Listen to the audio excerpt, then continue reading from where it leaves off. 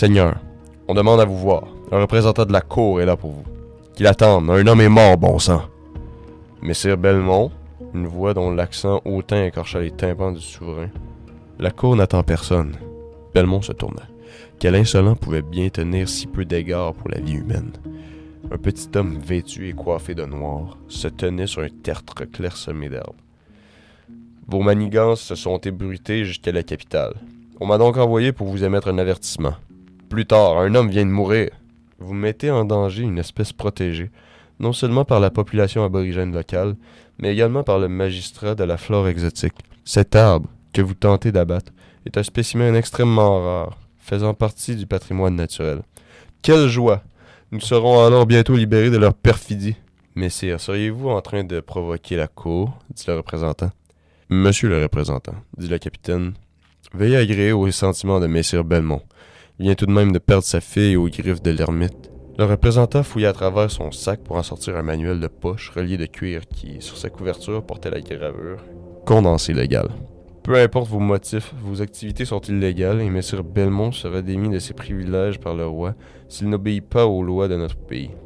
Voyez par vous-même, dit le représentant en pointant un paragraphe rédigé dans une calligraphie minuscule. Le capitaine jeta un œil rapide au volume. Consultez le chapitre concernant les crimes commis par les créatures sans âme, je vous prie, monsieur le représentant.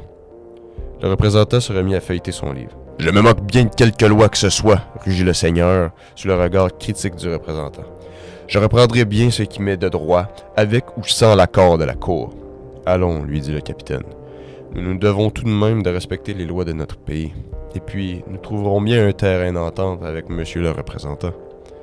Ce dernier posa son index sur un passage.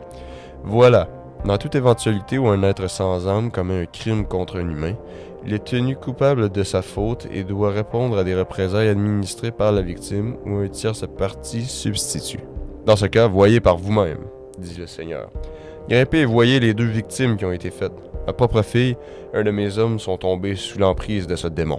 Je regrette, messire, dit le représentant sa réelle conviction, mais il faut émettre une déclaration à la cour.